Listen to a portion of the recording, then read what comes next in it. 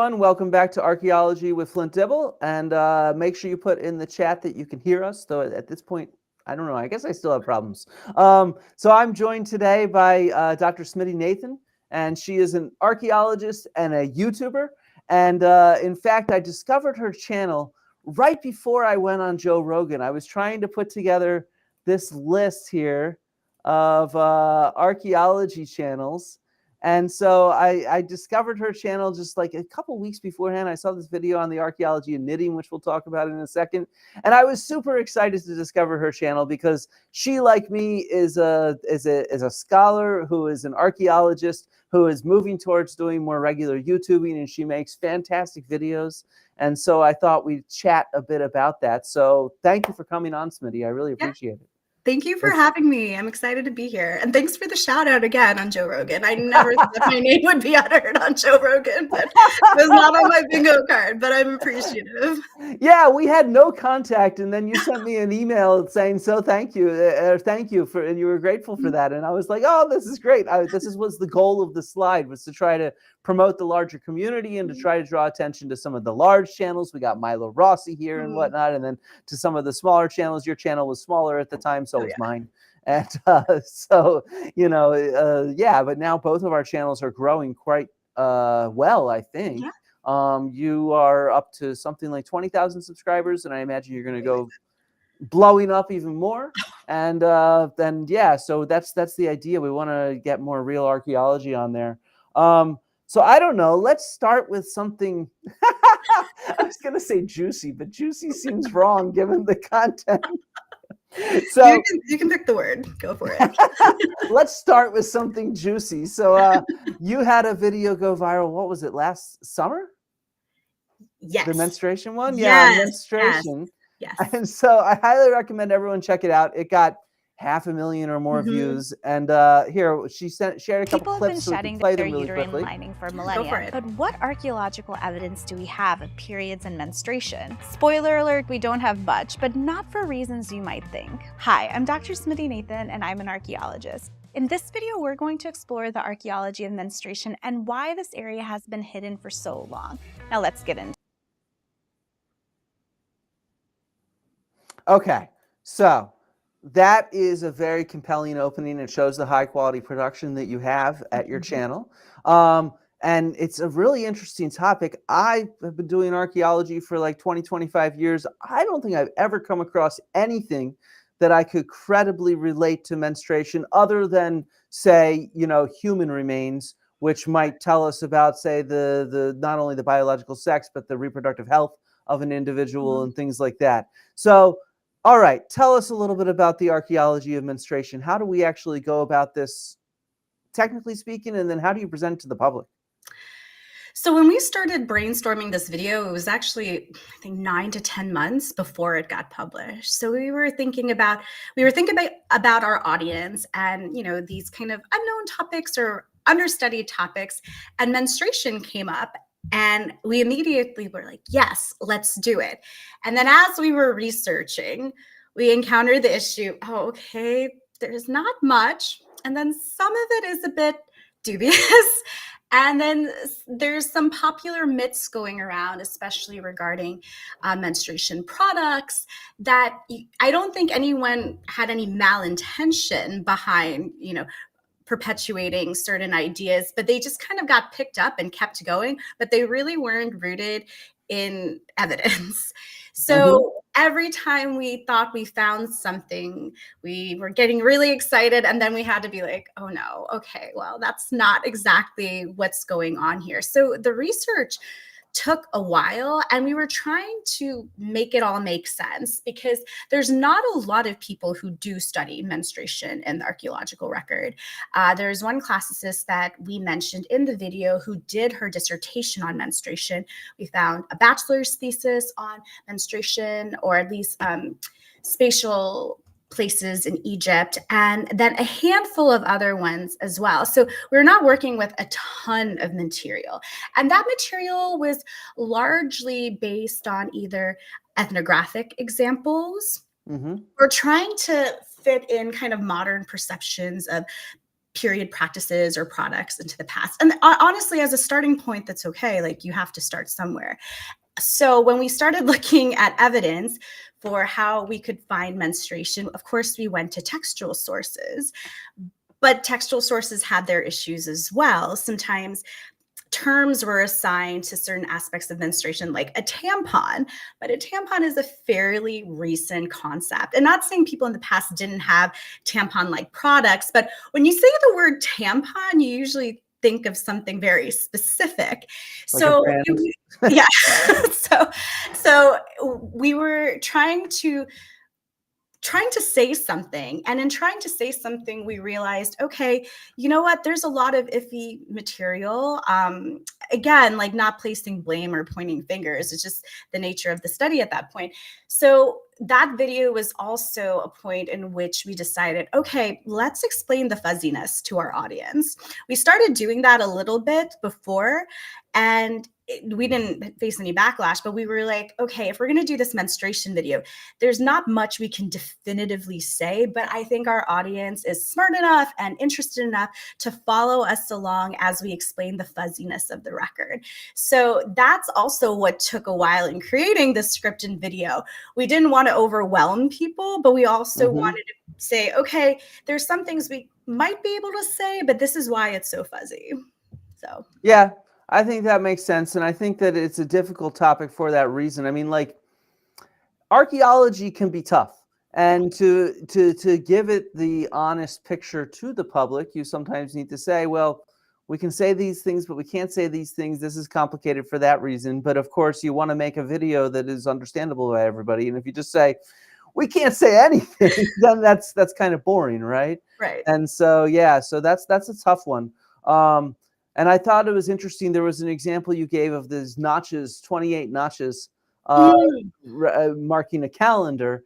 And, that's something I wrote about, a similar object from Lubombo, the Lubombo. Yeah. The same one you were talking about in that. So go ahead. No, I was just asking because, yeah, so I wrote about that in a thread on Twitter on the Archaeology of Africa. And immediately people started saying, maybe that's for menstruation. And so, yeah, it's certainly very plausible. Yeah. Yeah, honestly, that's one thing I wish I elaborated a bit more on that video. So we gave this example of this bone and this anecdote, but we couldn't definitively figure out what was the exact artifact that professor was talking about. So in iterating the script, it kind of got lost. But I think it might have been the Shango bone. I have to double check. Okay. It might. This is the one that I wrote about. Okay. It was for a long time. It was called the earliest calendar. Right. From 43,000 to 42,000. And it had 29 notches on it.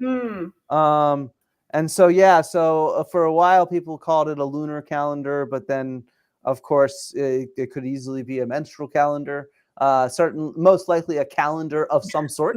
But to be 100% sure what it represents, of course, can be quite challenging, let's say, at least. Absolutely. And we also don't know how for example, in the modern day, like, periods and period lengths are quite variable. We have this idea of 28 days, but that's kind of an average, honestly. And even then, it's more of a range. So we don't know what the ranges were. I mean, of course, the number 28 or 29 sparks an idea in folks. And I think that's quite interesting as well.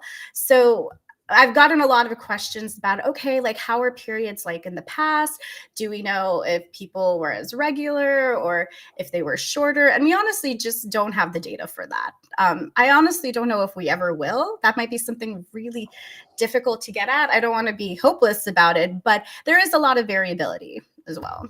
I feel like I've read an article on the menstrual cycles was it in hominids? Certainly in the Stone Age. Oh, interesting. I think it was April Noel. She was one of my dad's former students. Was a co-author on that.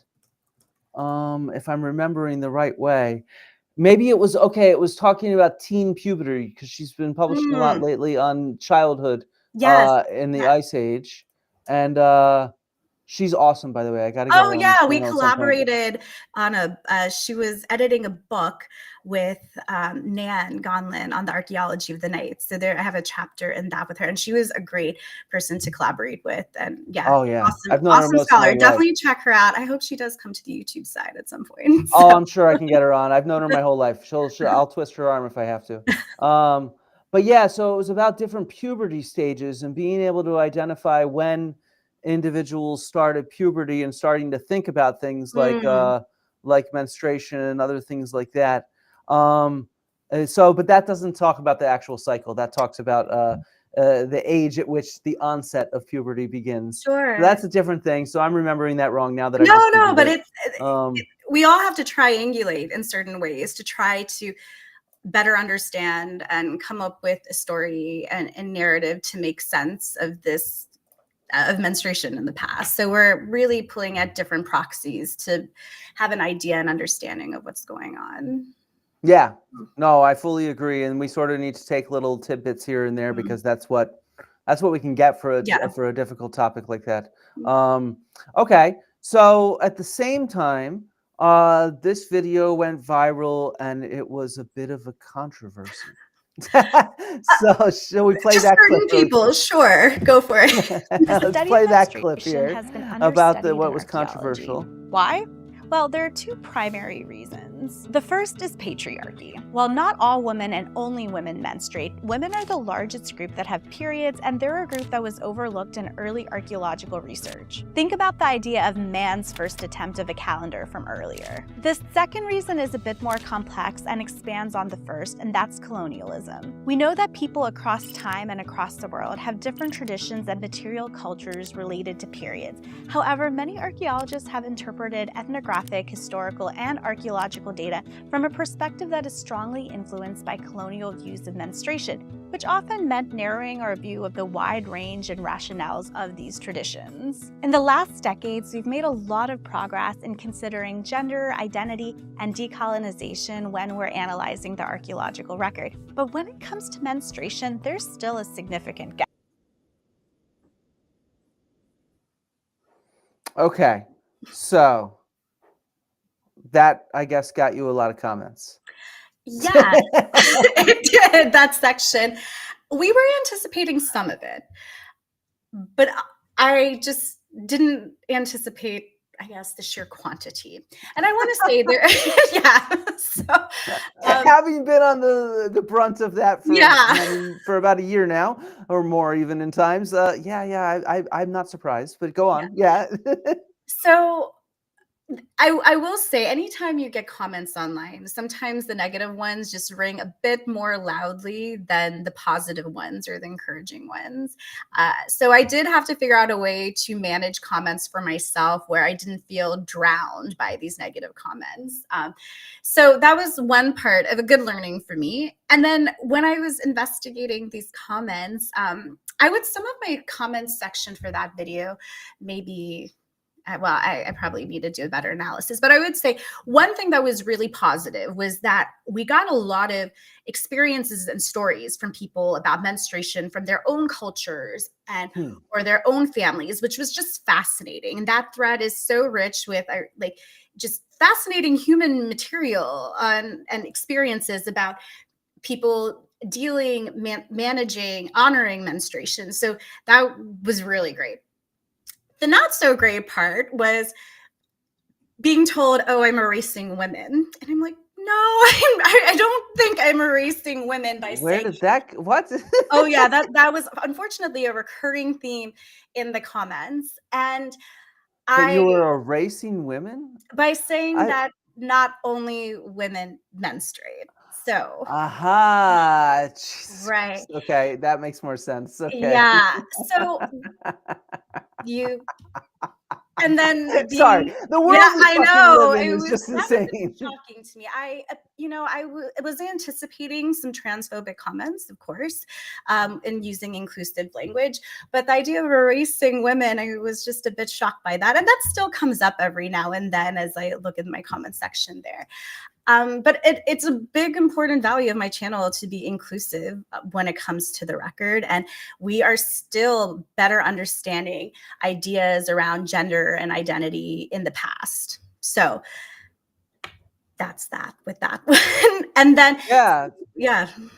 So I think that that's exactly a good point. And yeah, look, this stuff is a minefield in today's world. You yeah, discuss this kind of stuff, any topic related to identity, whether it's gender or sex or ethnicity or race, yeah, it is just going to become a minefield as soon as we open ourselves up to the public. And you just have to be ready for those comments. And I mean, my best advice is just ignore the comments, get up some really good block words.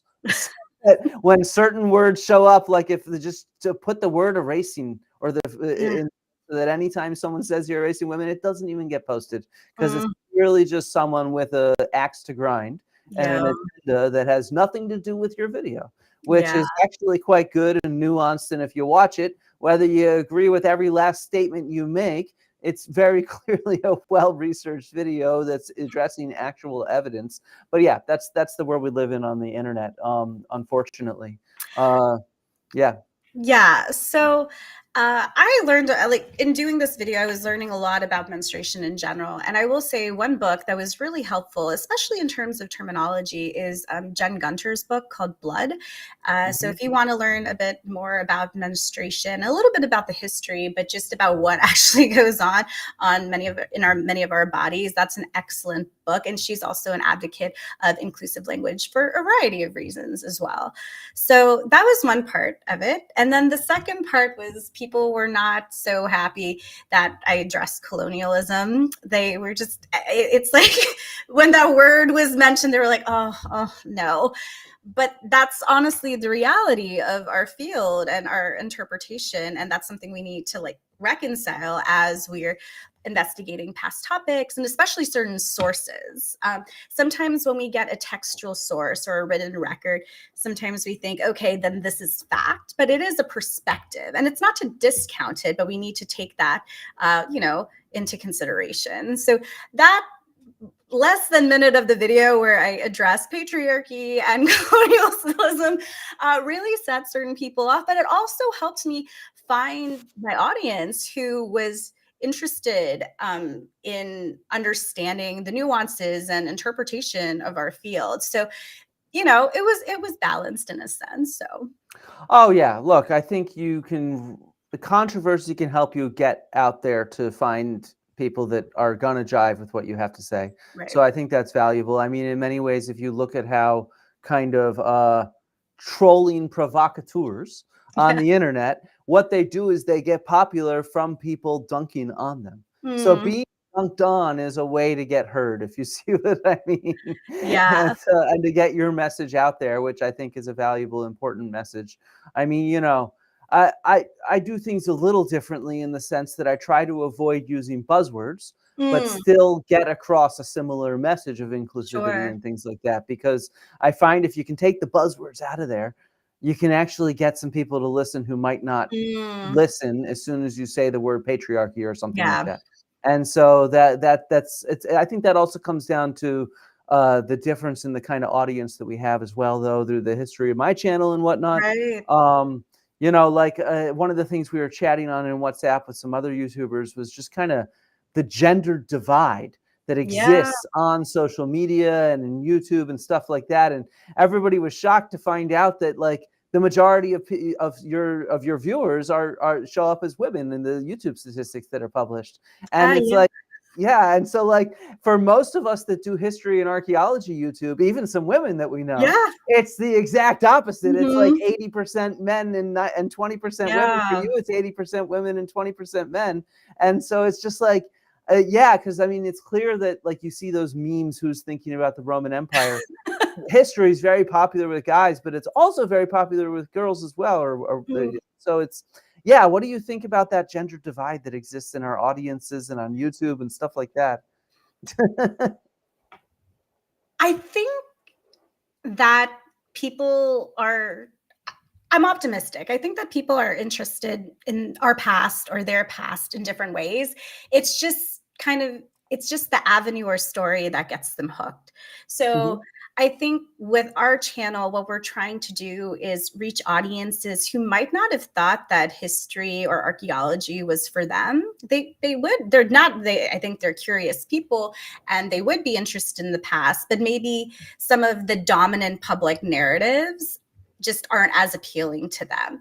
And that's okay. I mean, maybe they don't wake up every morning and think about the Roman Empire. Like maybe they do, but not in the ways that we might think, you know? I'm an archaeologist who studies the Mediterranean and Roman sites, and I don't wake up every day thinking about the Roman Empire. Like, fuck that imperial perspective. Exactly. So when we're choosing topics, we're really trying to think about topics that might excite our target audience in a sense, or people who we see are tuning in and that are a bit understudied, that get us curious and excited. So when we were thinking about doing a video on cats, we were like, yes, totally doing a cat video. It turned out to be a little bit more complicated when you think about animal domestication, as you know, very well. Cats, So, they're a oh, disaster. we're not even touching dogs at this point, but yeah. So I got a video that I'm planning on for dogs. So oh, that's awesome. I will share that away.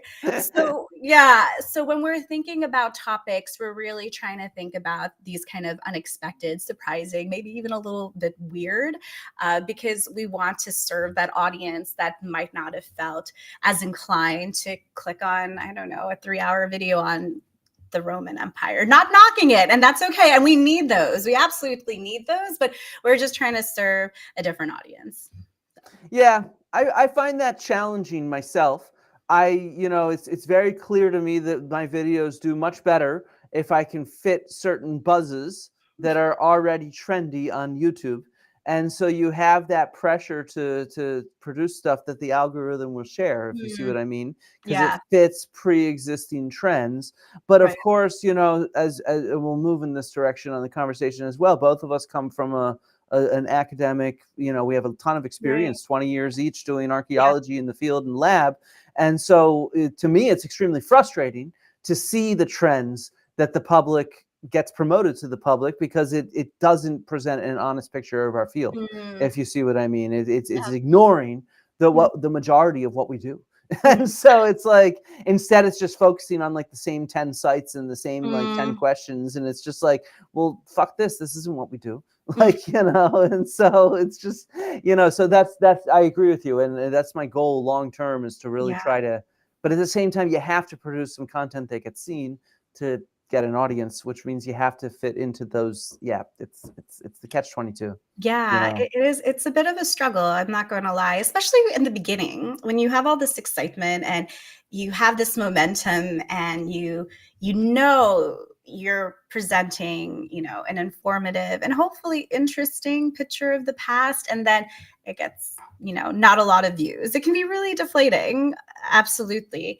So I wish I had better advice on that, but for me, um, I've had to really sit down and think about what's my idea of success for YouTube and really hold on to that with every video we publish. And there are some videos that I know going in that this is not going to be a high view video, but it's just Mhm. still so important to me to make that video because I just wanted to exist on the internet.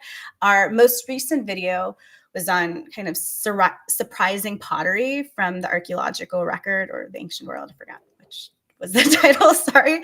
And it was a new format we were playing with, and it was about pottery, which we saw that doesn't really perform that well on YouTube usually.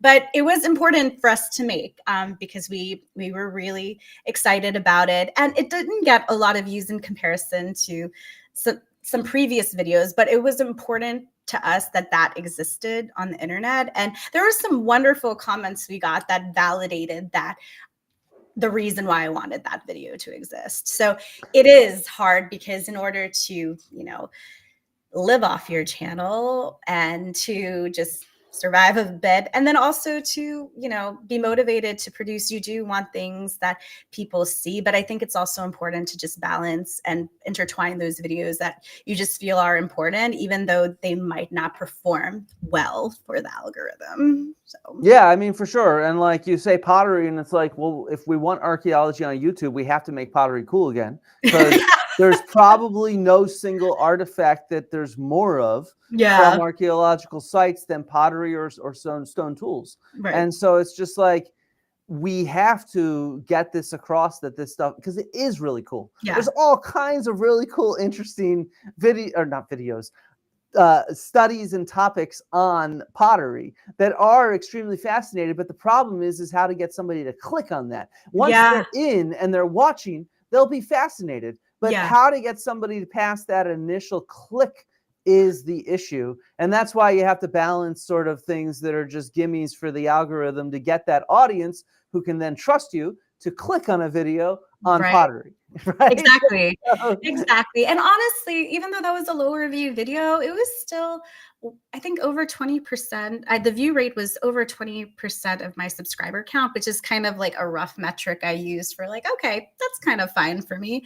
And yeah, I really appreciate the trust that's growing in my audience to click on those types of videos that they might not initially click on based on the title and thumbnail. And we do work hard in trying to make engaging titles and thumbnails. And if you watch a lot of YouTube strategists or people talk about YouTube, which I confess I do, you know, some people just toss out ideas because they can't get a title and thumbnail down. And as a creative person, that just breaks my heart a bit, but I understand the reality of it. So yeah, we still try to balance in those videos that we just know from the outset might not have like the sexiest title or a thumbnail.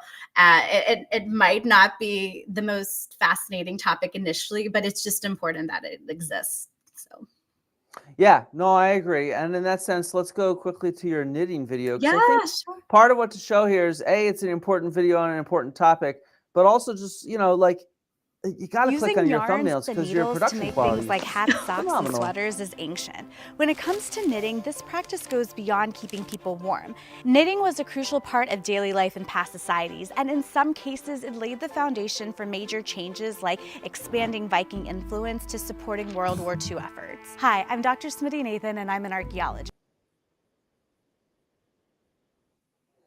There we go. Yeah, I mean, like, you produce exactly what you'd think would be a video that should be getting 1 million views. Maybe one day, you know. Well, you have 500,000 on one of your videos, so come on. Oh no, no complaints on my end. Just very grateful. So. But yeah, so I don't know. So let's think about this then. So let's think about your journey for a second. Sure. Here, wait. I have some pictures of you. Where is this? There we go. So there we are. So this is you in Oman. What are you doing? We are trying to better understand the architecture at certain Iron Age sites. And this project was actually led by a PhD student, and that's her dissertation topic, understanding, I think it's, Iron Age architecture at various sites. So I'm holding up the GPS and we're taking points, and I'm happy to be a field hand too. You know, when I'm in the field, we just have this mentality with the people I work with that, you know, no job's too small. Like I've had my PI like sit next to us and like wash pottery as well. We're usually a small team, so we get to learn a lot about different topics and do a lot of different things. So I am the co-director on this project, but I was not leading this specific project. That was one of our students, and she's done an excellent job, and I can't wait for her dissertation and publications to come out. But I will tell you, sometimes you look at these, you know, architecture, and you're like, okay, I see 3 stones. Is that a corner? Is that a wall? What's going on? So it was really fun to learn a bit more about architecture in a place that I worked in so long. So yeah, that was good. I don't quite see any clear walls there, but yeah, I'm sure there are some. I mean, I think it's more in the back. Yeah, I think so too. Yeah. Yeah. But no, very cool. Yeah, I've done a lot of this mapping of architecture using GPSs and total stations as well. Like you, I have a background in GIS and environmental archaeology. So again, more similarities. I know. We got to do some more collabs. So here you are publishing on similar-ish stuff from Oman. Right. This article just came out last year. This is just to show people that you are still actively publishing and stuff like that. And here you are doing archaeobotanical work, flotation. Do you want to talk people through this? Sure. So in archaeobotany basically is the study of past people through plants, or specifically just the plants themselves. There's different schools of thought and approaches. And one of the methods we use is called flotation. And basically what you do is, if you're looking for burnt seeds, essentially, or burnt wood charcoal, you would take a soil sample and then you would inundate it with water, and then you would hope that you have seeds or charcoal. And if you do, then they usually would float to the top. So do you know what I always tell students? Sorry to interrupt. No, go for it. I tell students, have you ever seen Monty Python and the Holy Grail? Oh, yeah. Okay, so what floats? Witches and... Oh no, I'm on the spot with pop culture. I'm so bad at this. Please just give me the answer. There's this whole scene where they're like trying to determine if somebody's a witch, and they're like, burn her. And how do you know she's a witch? Because she burns. What else burns? Wood. And so it's like, what floats? Wood. And so therefore witches float, so you can determine if she's a witch by seeing if she floats. And so it's the same thing with all these plant remains. They float. So yeah, that's how we find plant remains. Go on. Sorry. No, that's awesome. I'm going to use that in the future. I confess, when it comes to, I've watched The Life of Brian more times than like the Holy Grail, but I need to rewatch that then. That's a pretty good. So yeah, so there's different ways in which you can do flotation, and the two most popular ways are machine flotation and bucket flotation. So if you're looking at the picture on the right where I'm holding buckets, that's bucket flotation. And what we're trying to do, we put the sample in the bucket, stir it up, put some water in, stir it up, and then slowly pour it into a fine mesh sieve to capture remains. The idea is the same with machine flotation, except you have a machine where you're not bending your back the whole time. And you can get through larger and more samples in that way. So the picture on the right was in Ethiopia, which is also where I work. And then the picture on the left is with this flotation machine that I built to process my finds for my dissertation in Oman. Very nice. Yeah, it's a very nice design. I had to build a flotation machine myself in Albania. Oh, wow. I think yours, they're different, but yeah, they're both pretty good. Yeah. And so one other key thing is to have the pump pumping in the water so that it can separate plant remains from the soil and the rocks and all that kind of stuff. Exactly. So cool. So here you are doing some more surveying. Is this also in Oman? Yeah, this is in Oman. Okay. And here you can see that there is slightly clearer architecture. Yes, there is. And yeah. So at this site, which is Hayakor, which is in the mountains, we had some quite clear architecture. So we wanted to document the walls and what was above the ground already. So yeah, this is just me getting ready to take a bunch of photographs, as my team also takes points. And so we could map out the site, because there's a lot you can do before you even need to excavate an area. And that's, our team tends to focus a lot on non-destructive methods, especially survey methods that we can explore before we decide to make the decision to excavate an area. So that's a bit about what we're doing there. Yeah, I mean, most everybody thinks of archaeology as digging, but it's so much more than that. Oh yeah. As I tried to explain to Graham Hancock, in the desert, you mostly do survey, but he's like, you've only excavated 1% of the desert. And I'm like, we probably haven't even excavated 1% of the desert. What are you talking about? Oh, yeah. I don't think we've excavated 1% of most sites. Yeah. But yeah. But now you're really transitioning towards doing more YouTubing. Yeah. And so I want to, if you're listening, go subscribe to Dr. Nathan. Her channel's awesome, as I hope we've gotten across. But one question I got for you is your journey. How did you decide to start doing more public stuff and YouTubing, and what have been your goals and approaches to that? I think since I was in my bachelor's degree, the idea of sharing archaeology with the public was always intriguing and of interest. I think when I was in my bachelor's degree, I honestly had a bit of imposter syndrome because I felt, oh, okay, I don't know enough to like really say anything. And maybe I really didn't at that time, or maybe there was another way to share the journey. And then as I was trying to apply to graduate school, there was a little bit of a stigma against people who did public archaeology in certain circles. And that was a bit unfortunate. And I was a poor grad student and I was like, I'm just trying to get through this program. So, and not saying that, I want to be clear, I don't think any of my immediate advisors or people on my committee shared those sentiments, but you would hear the murmurings at conferences and places like that. So that was a bit discouraging. But then in 2015, I just got to a point, I was in Oman and I was talking with one of my friends and I just said, like, why am I doing this? I really enjoy this, what I'm doing, but like no one really understands what I do. And I feel very disconnected. And prior to starting my PhD, I worked for a government contractor and I had like a top secret clearance and I really couldn't discuss what I was doing. And that felt isolating, but I had that same feeling in doing archaeology. And I was just like, yeah, it seems cool, but like what can my mom ask me about? Like, what can my partner ask me about? Like, what can I actually say? I mean, if anything, they were like, why are you doing this? Like, it seems like miserable sometimes. I mean, okay, like if you're in the field for months on end and, it can get challenging. So I was at that point that I decided to just start writing about it on a blog. And that was my first venture. It was, I broke all the blog rules. It's not a short blog name. It was like Habits of a Traveling Archaeologist. And it didn't have like a really good niche. But I was talking about archaeology and travel and just trying to exercise this creative muscle that came through a little bit in my work, but I really needed an outlet. And that was really the start for me in terms of thinking about public archaeology and just communicating what I do to broader audiences. And then upon graduating and going to a postdoc, which wasn't ideal, and then going through various jobs, I learned how to do a bit more content creation in one of the jobs I had, and I enjoyed it.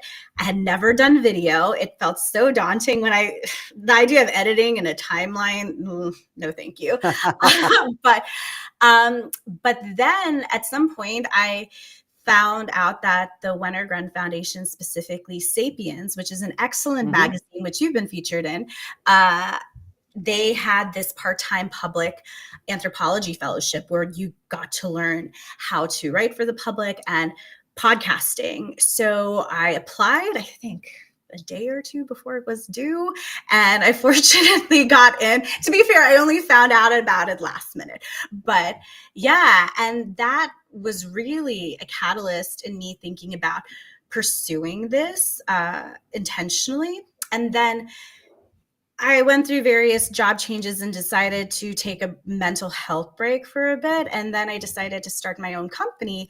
And there were, things that I thought I could make a business out of. And then after about 2 years, we're almost at the 2-year mark, I decided, okay, I want to go all in on public education of some sort for archaeology. I found out that was just what I really enjoyed doing. It made me really enjoy archaeology just as a whole again, because let me tell you, when you finish your PhD or even a postdoc, like burnout is real.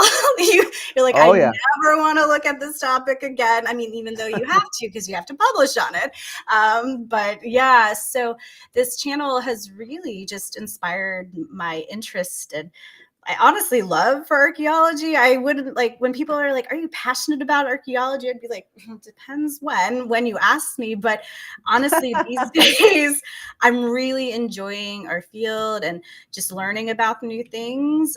There's so much I don't know that I'm learning little bits of, which is really exciting. It does mean our videos take forever to come out, but I'm learning a ton. So. Yeah, I mean, video production takes a long time, as we were talking Yeah. beforehand. It's why I've started to move my podcast conversations to live streams Yeah. to try to focus on more edited, scripted videos. Because yeah, just the editing takes forever, the graphic design necessary, and it's just like, and I don't even do most of it. My partner does most of that because I have a job as well, Yeah. and so it's just like, yeah, it's a lot of work. And sorry to everybody who's tuned in, but you all have really high fucking standards. Partly because you have so many different options of how to spend your Mhm. time, but you have high standards, and so you need to have the audio just right, and you need to have really compelling video and graphics, and it's just like without that, you get tons of complaints in the comments, as I know, and they're like, blah. Yeah.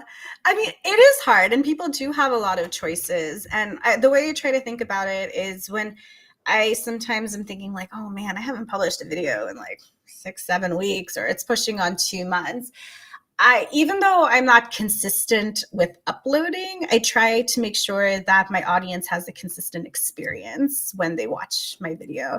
So that's kind of the thing I tell myself when I'm like, oh man, it's been like 2 months and I really should get a video out. So yeah, but it's hard. And and I get it too. I'm also a consumer of videos.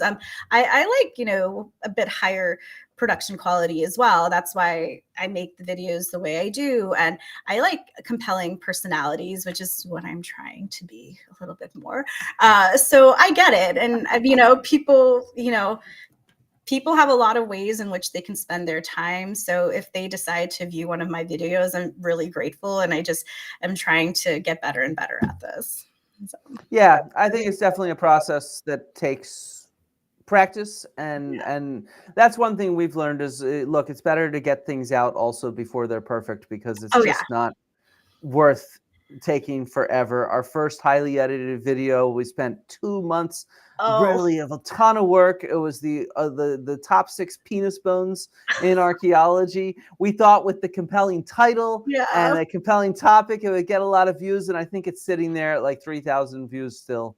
And it's just like, it's a hilarious video. Everybody that's seen it is like, that's great. It's got cool archaeology. It's got funny jokes, but it just, nobody saw it. And Yeah. so then you put out some thing you half-assed, and it's on like Göbekli Tepe, and it's like, boom, it gets a bazillion views. And so because it's Göbekli Tepe, and it's just, yeah, not to knock Göbekli Tepe, No, really no. cool site, but it's what the public looks for. And so, yeah, it's just, yeah. So how did you go about, you have like a team as well that you work with. Yeah. So how does that work as your little production team and whatnot? So everyone's a contractor by choice, and they're doing different things, and they're at liminal stages as well. I wish I could hire people full time. Maybe if the channel really blows up, I can do that. But some people also want to stay as a contractor. I think, for example, like my video editor, she started her own company, so I technically subcontract her, but that's neither here nor there. So we have our video editor, we have a visual designer who just came on board to kind of help us with thumbnails and visual design. And then we have a bunch of consulting archaeologists, which are honestly like my friends who are interested in, contributing to to public archaeology, and I guess also the channel, and also just wanting to pick up this skill of like, okay, like how do you write for video? How do you frame research for public audiences? So I try to make sure everyone on the team is just working on something that's interesting to them, because as I often tell people, like when we're going through grad school, or even now when we have to write a paper, we have this skill of where we have to push through like really boring work. There's like, oh man, this like reference is just such a pain to read and nonsensical, but I have to read this. And with our channel, we try not to do that. So if there's a topic that we might have validated it, but we're just not feeling it, we just axe it. We're like, Okay, we that have makes the sense. training to push through not so interesting things, but if we're not as interested as we're working on it, then we're doing a disservice to the audience as well. So everyone is just working on things that interest them and at times that work for them. So for example, one of my team members, she like has a full-time job. So there's certain seasons or times in the year where it's just a no-go for her to help co-produce a script.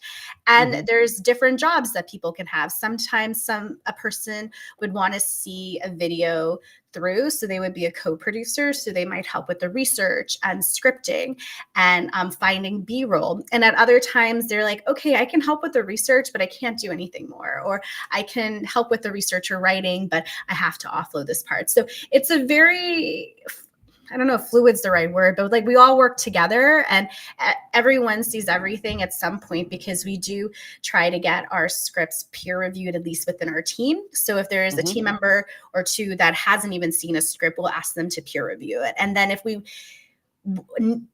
we want an outside opinion, especially if there's like a niche topic, we might ask someone else to take a look at it. So we've been trying to iron out our process and like our system in which we make videos. So we have a sense of, okay, is this just taking forever and we just need to call it? Or, okay, is there something off with like this topic that we need to research more?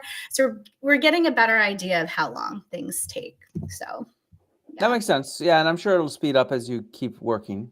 maybe. So what advice do you have? Let's ask two questions, two flip side questions. So first off, what advice do you have for like scholars and archaeologists on how to better move into this realm of podcasting and YouTubing? I just had a colleague actually email me today. She's starting a podcast and she was asking for suggestions. So like what kind of, now that you have a year or two of experience, we're nowhere near the expertise of like, you know, the really big YouTube channels that have been doing it for 5-10 years. But we're moving along. We're coming from scholarship to public engagement. So what would be your key advice to a colleague? Honestly, in the beginning, no one's going to watch your stuff. So if like that can feel good and not so good too. So if you're worried about a lot of scrutiny or just eyes on your stuff in the beginning, a lot of people are not going to see what you do. But that can also be very freeing, because you can try different things and see what sticks, what doesn't, and what you feel comfortable doing. I would say going in, just know that like it's gonna usually take a while. So maybe reframe that to be a bit more freeing for yourself and say, okay, I can try out a lot of different things. And it is hard. And I'm not trying to gatekeep when I say that, but if you're feeling like it's hard, it's okay. There are ways to make it easier. Definitely talk to people who've done it. And if you want to get your feedback, like go on other people's podcasts to see if that's something you like to do. Like find different ways to experiment before you decide to go all in. If that's your concern. But sometimes you just got to go all in and try it out too. You got to just go for it, is what I say. I encourage everybody to do it. And like, you know, I think that you get better by doing it is really the key there. And so, you know, who cares? You put out a stinker video, nobody sees it. So who cares? You had fun making it, hopefully. And then you move on. Yeah. No, okay, that's good. Okay. So on the flip side, what advice do you have for the public about what they can expect from archaeologists or scholars who are trying to communicate in the public realm? I mean, like, there's sometimes we're like ships passing in the night. How do we engage? How can we teach the public to better understand what we do? You know, that's tricky, because I really do feel like the onus is on us. And so I would say to anyone like, okay, like have an open mind, but I really think the onus is more on us to figure out how to communicate, find things that might be of interest, reach audiences that, you know, might maybe not have engaged with archaeology material in the past, or maybe have and want a different perspective. And back to your point about scholars who are just getting started, I know a lot of scholars who have started with conference talks that they've given or lectures that they've had and like slightly reshaped that or just posted those. And honestly, those are things I watch as I'm researching videos.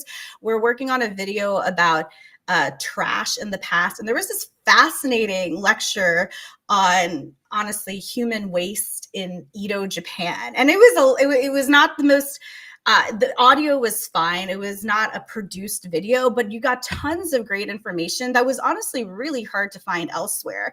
So if you're worried about production quality, there's still a space for things to just get out information. So yeah, I mean, the onus is not only on us. I'm going to push back on that because I think that part of the reason that the public is misinformed on what our modern archaeology is comes down to headline writers, journalists, and documentarians, as well as YouTubers who have done a bad job representing what archaeology is to the public, therefore creating expectation from the public that does not jive with what we actually do, and then that has created this disconnect there. So I think some of that burden needs to be shouldered by people, by communicators, let's say, who have misrepresented our field in significant ways. Like, think about the hundreds of headlines that are out there about archaeologists being baffled when we're not fucking baffled. We're publishing a peer-reviewed paper with hundreds of citations in it. We have like pages and pages of not being baffled there that leads to a headline, baffled. So like, you know, I think that there's a certain level of burden that communicators, that we can levy criticism at them. And that goes for pseudo-archaeology as well, where these people have misrepresented our field. And there's been a lot of misrepresentation of what archaeology is in the public sphere. For sometimes intentional, sometimes not. Yeah. And I guess I separate the communicators from, I guess, the person that I perceive is consuming my content. So if I think, I don't know, like my mom, you know, like she's a smart woman. She's very curious, and it's, you know, it can be disorienting to see, okay, I saw this in like a leading newspaper. What is this about? Fortunately, she has a daughter that she can ask about it, but that's not everyone. So yeah, I definitely think that communicators and people who are, you know, creating headlines, as you said, you know, there's a burden of responsibility there. But I really have a lot of compassion and empathy for the person who might just be reading the news article headline and is just unsure what to make of it. And I'm sure you get this too when you're reading articles in different places about topics that you're not as aware of, and you know how that medium represents your field. It makes you just question, like, okay, can I trust this? So we do this a bit more passively on my channel, but that's kind of why we're talking about the nuance and fuzzy areas a bit more. Even if we don't know something for sure, we want to explain why. And hopefully we can, maybe we should be more explicit and direct about it, but it's part of why we explain that fuzziness. So when someone reads another headline that's a bit more sensational, they might just stop and think, okay, wait, like that doesn't completely check out. So yeah. So what's some of the misinformation that was out there? I know it wasn't intentional or anything like that about menstruation or tampons. Well, for the menstruation video, the whole idea of like a wool tampon, so you would take a piece of wood and cover that with wool. First of all, that sounds completely uncomfortable, just as a person who menstruates, to use such a product like that. But we go through in the video, which we're so grateful for, a blog post from a scholar. Another example of a scholar, you know, writing a blog post for the public sphere that we found. And yes, this scholar has done scholarly work as well, but also is making their work accessible. We found this blog post that helped break down, okay, like, why did this idea of a lint wool wood tampon start resurfacing and going around? And I think the hard thing is that you see this cited in one place, which is, it can also be scholarly journals. We face this too. We see scholars citing things, and then there's a circular citation issue, and we're like, wait, well, what's the primary source? What's this based on? And we're coming across that a bit more and more as we do research. And I do have compassion and empathy when you are writing a scholarly paper, and sometimes you're doing a lit review.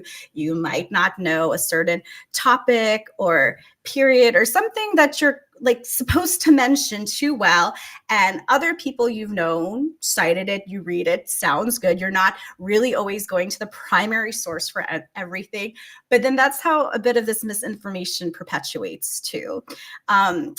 Yeah, so that was one thing with periods. And then this idea of a tampon made out of papyrus in ancient Egypt.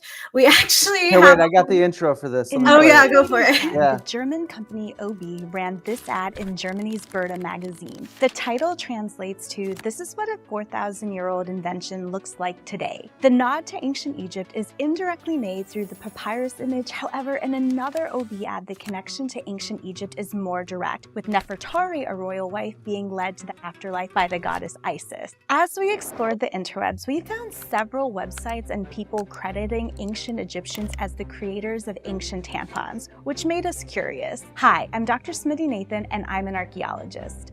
In this video, we're going to investigate whether ancient Egyptians actually used tampons. So let's get into it.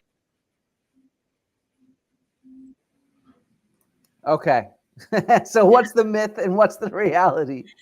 So according to our research, they didn't use papyrus as tampons, but we did learn about how tampon-like products through studying different papyri. So the video goes into a bit more detail about it, but the summary is, yes, ancient Egyptians at certain periods and times inserted things into their vagina, but that was mainly as a treatment or preventative measure. Whether you would think of them as a tampon or not, that's more up to debate. But when I think of a tampon, the primary use is capturing routine menstrual fluid, and that's not what those pessaries or items were being used for. So Okay. Yeah. So slight misunderstanding of what they're reading on those papyri in a sense. yeah, and it comes down to translation. And there are, if you talk to anyone who studies ancient languages or even modern ones, like there's just certain concepts that don't translate one to one, and you're trying to make sense of it.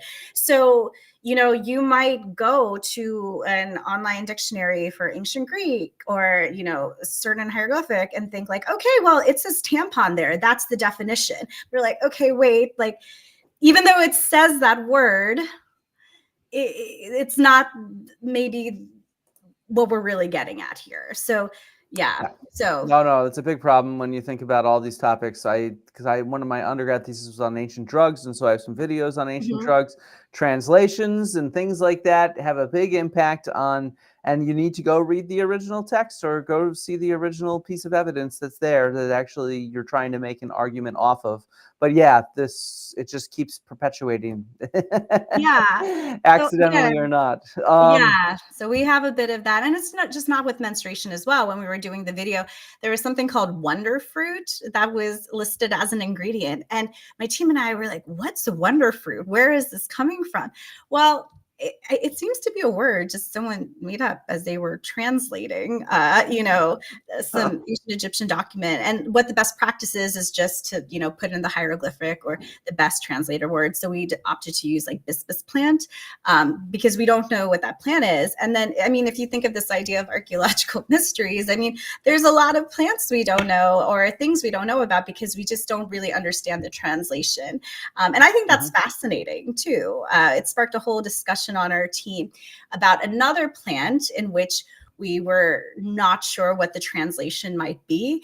And we were trying to triangulate based on the languages we knew on our team. So that process can be fun and fascinating, but presenting that in a way that doesn't lose people, but also remains interesting is a challenge as well. Yeah, definitely. And plants, as I know, having studied them in the Egyptian magical papyri, which you mentioned in that video, yeah, it's like a can of worms. Yeah. But a fun one to try to open. Those papyri are really cool, and they have all crazy cool topics.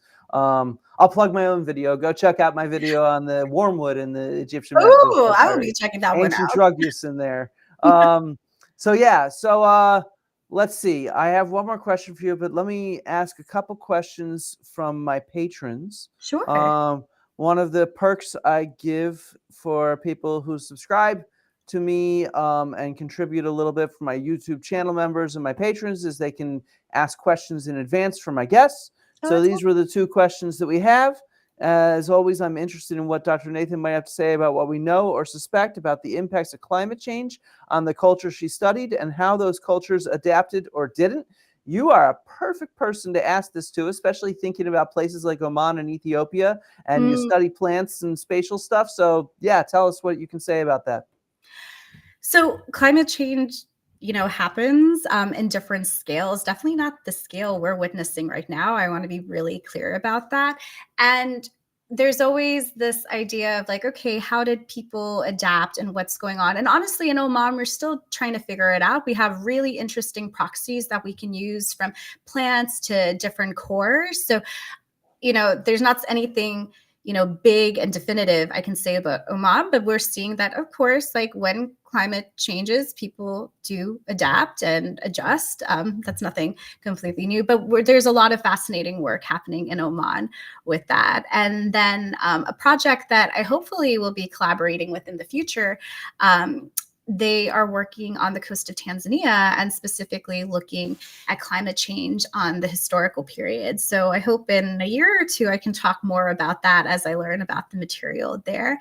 And then in terms of Ethiopia, I think that we're still doing a bit more work on that, especially as it relates to the Aksumite Empire. So, things are works in progress. But yeah, climate change was definitely happening sometimes over a long duration, or sometimes there were quick events. For example, in Oman, you get a seasonal flooding.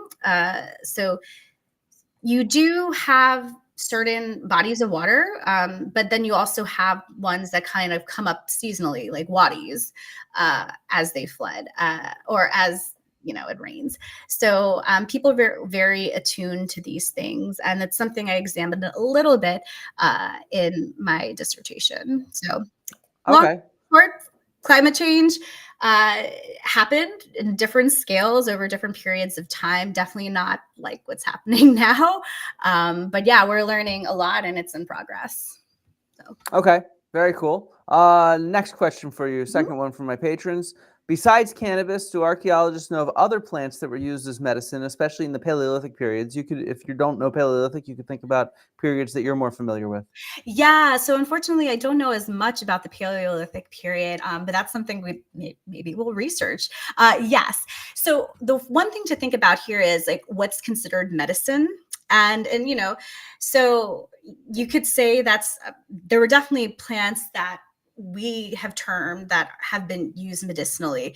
Almost every plant that I think I've covered in my channel has had like some type of medicinal use at some time. But the thing to also consider is how is medicine being conceived at that time? And often from what we've seen in my research is that, yeah, plants have often been intertwined with medicine. We see that in ancient Egypt. I see that in ancient South India, where I'm from, just all over the world. So yeah, we actually we have a video on our channel. It's an older one that I think I'd really like to update with a bit more nuance on ancient health treatments. And there's we cover a couple of plants in there as well. So. Okay, very, very cool. Okay, let me open up some questions to the people who are here in the chat. Ask some questions and we can try to answer them for a few minutes. But I guess the last question I had for you is, what's the next video that's going to show up on your channel? It's going to be about saffron. So the luxurious cool. Archaeology of Saffron. So we cover some ancient Greek sources clearly there. And then it's been a ride with that one for sure. So yeah, it's been a fascinating plant to cover. So hopefully that'll come out in the next 2 weeks or so. That's taken a little longer to edit. I don't know about you all, but this past flu season has been rough. It has knocked out my team in different ways. So I just want everyone to be better. And there's no such thing as a YouTube emergency. So it'll come out when it comes out. So.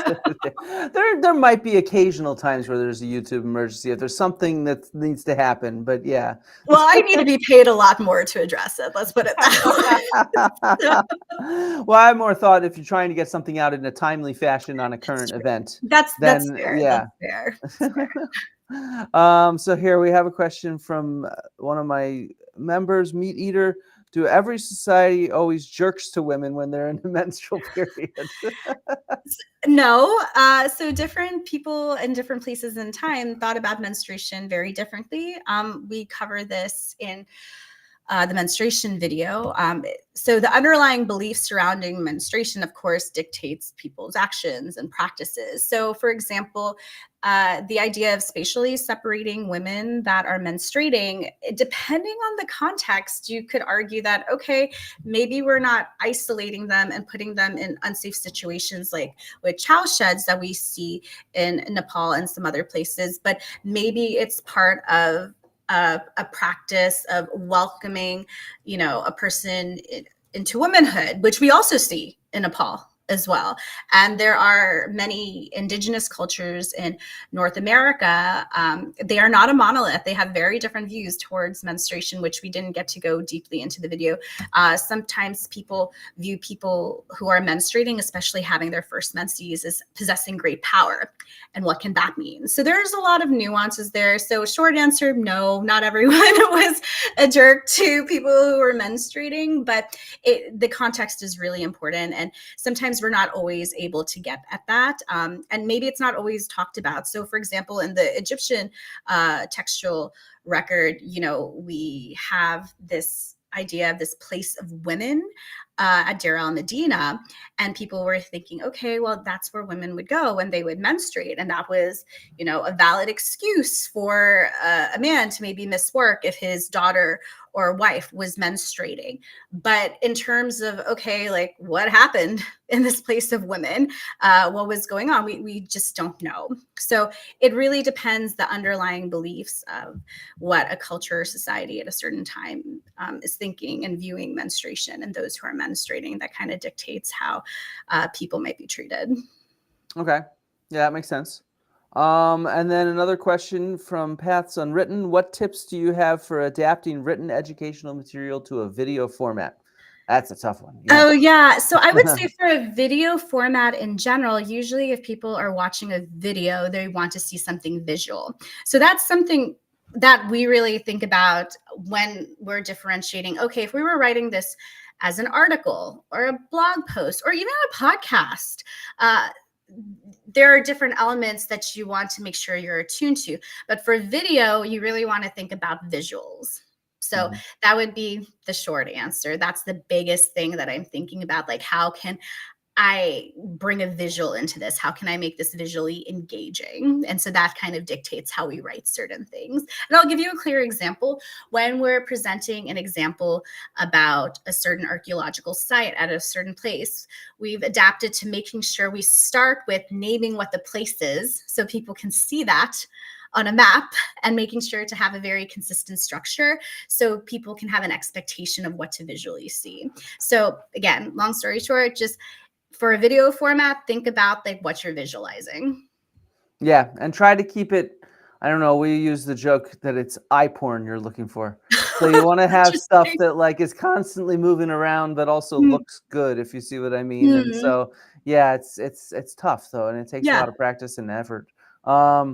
Okay, we have a couple questions that are slightly less relevant, but if you don't want to answer them, you can. If you want to, you can. So I'm joining late from Pablo Benavente, one of the members of the Fraudulent Archaeology of Wall of Fraudulent Archaeology on Facebook, is asking about the cocaine mummies in Egypt. Do you have any information on that? I really don't, but I will look it up.